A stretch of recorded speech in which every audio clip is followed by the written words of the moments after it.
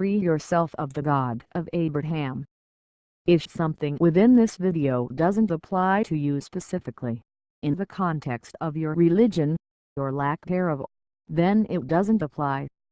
I am not trying to lump or group everyone into the same bucket. Unfortunately, making the disclaimer in each and every sentence is annoying. So this is the only disclaimer I am making.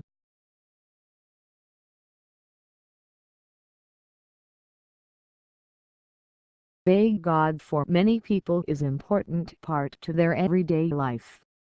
If you are one of these people, I can understand why you fight with all your might to prove your God is real, especially because you probably have worked to appease your God, to be rewarded by your God, sacrifice, all in the name of being saved or recognized by your God. But what if you did all these things, but it was all meaningless? Did you waste all your time and effort? Is all that time you spent on your religion, all that money, blood, sweat and tears, was it all something you could have spent doing other things, like going to school, working, providing for your family? Was it a total waste? Well, no. First off, in terms of the not a total waste, your religion may have taught you the value of community, the value of sharing common beliefs, the value of forgiveness, the value of caring, and may have even provided order and stability in your life. As such, all of these are good. So this part wasn't a waste. But it may have taught you the basis of all of this good for all the wrong reasons, namely, to appease some God instead of teaching you what is good based on rational reasons or simply reasons not tainted by fear. This is important. How much of any good you do is genuinely from your own heart when you have a gun, I mean God, pointed at your head? While you obviously could do good, and probably do, wouldn't you rather it being 100% you, and not because of some gun, I mean God? In any case, in terms of being a waste, you need to make this assessment after you consider whether or not your religion may have taught you dangerous or damaging things. Namely, in the way you think or act towards others, and even yourself. Some examples include shaming you for your own natural desires, as by making them out to be somehow innately wrong, or that women should be silent and or obedient at all times, or to kill the infidel, which is not a topic I am covering, and shouldn't have to. In any case, just because God said so doesn't necessarily make any particular thing wrong. While there may be things that are obviously wrong, the wrongs I am talking about are those things labeled as wrong unjustifiably. When God says XYZ is wrong, but has nothing to show it being wrong in a meaningful and justified way, such a God has only asserted something without proof. As such, all rules and regulations addressing this wrong are nothing but unsubstantiated burdens to prevent some imaginary harm that doesn't materialize. Additionally, any discomfort you have for inflict regarding the wrong is an unnecessary waste of emotional energy. Your God needs proof for such a position and regulation to be valid. But you may say God doesn't need to show proof, but the reality is that proof is important.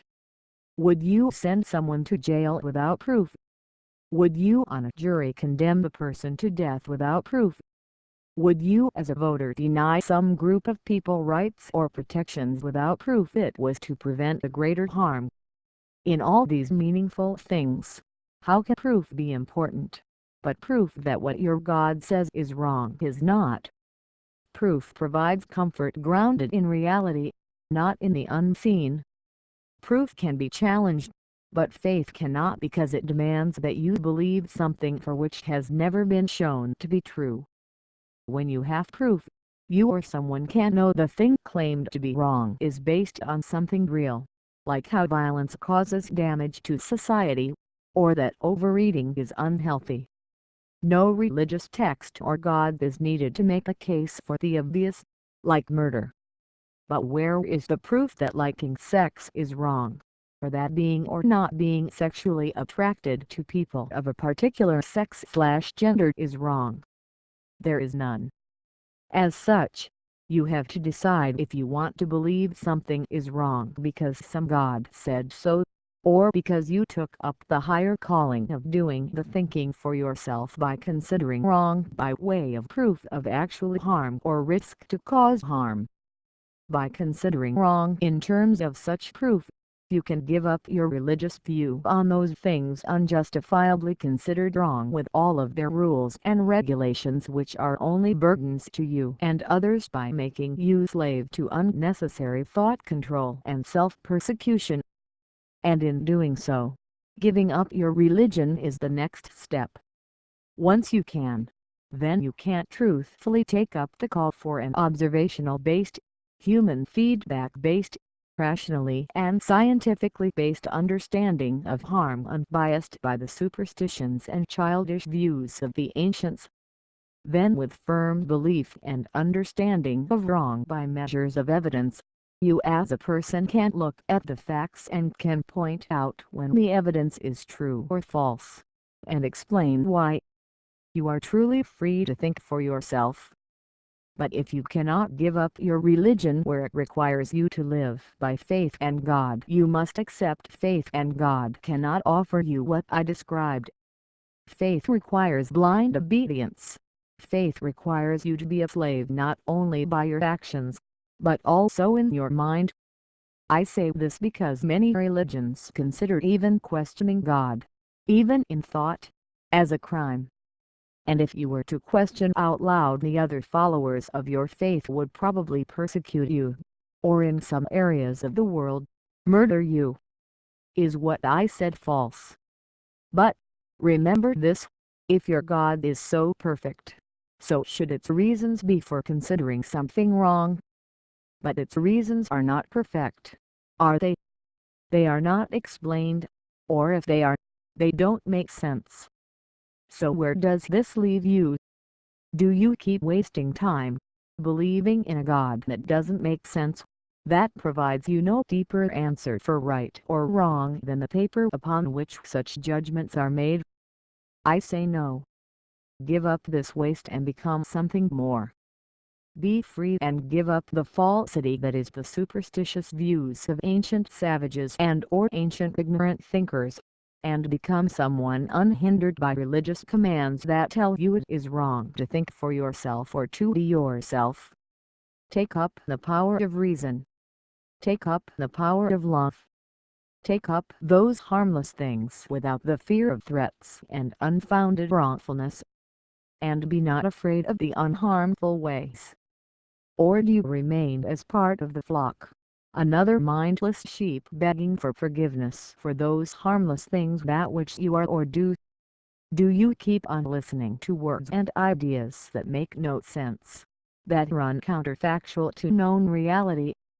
Do you keep following the beliefs of the ancients who knew not the nature of the world and simply hawked it up to spirits, gods, and demons? We need not the mindset of the savage and childish ancients ruling our lives, especially when we can be rational and grounded in reality. But if you can't, I understand. Dropping your religion may be socially hard, you may lose your friends, family, etc. But remember, if they really love you they wouldn't hurt you this way. Then again, they as the faithful are not allowed to consider the harm of their actions because you are the one in the wrong. Correct. But there may be even deeper reasons for you to want to believe in a God. Namely, the fear of death. If your only reason to believe in a God is the hope that you will live forever, get some reward, cold oblivion is indeed scary. But even considering this, that death is the final and unstoppable oblivion, is still not proof. As so, what evidence do you have of an afterlife? What evidence do you even have of a God? When I say evidence I mean a body of facts where facts are those things shown to be true. Does your God answer your prayer? Did your God come to save you or your family in the time of need? any form of yes would simply be confirmation bias and wishful thinking, and would not be facts. The reality is, there is no evidence for a God that could be put on the scales and measured. Take the proof for your God before a court of reason, and you would have nothing. Your God, and so many others, were just stories to soothe the troubled and unstable minds of the ancients. Except there is no reason to believe in a God because none can be put in your hand. I understand that you may have belief in a God, but belief not based on facts is flimsier than a house of sticks on the sands in the storm, or a hull against the reef. If your God exists, go out and prove it. Find your God written in the stars and expanse of time, but until then, there is no proof. And human ignorance of things is not proof unless it be used to convict the innocent. So, and as much as you want a God to be, either because you are afraid of death or afraid of being let go by friends and family, there is no God to be found. As such, if you are a believer, I must say you are living a lie. If you want truth, a life based on what can be known, give up faith and find reason, or else be bound by the shackles of falsity as a slave, prevented from loving and living your harmless way until the end of your days. Amen. If you have questions or remarks, leave them in the comments section below. Threats of violence is a crime and will be reported to the authorities. As such, please keep your comments civil.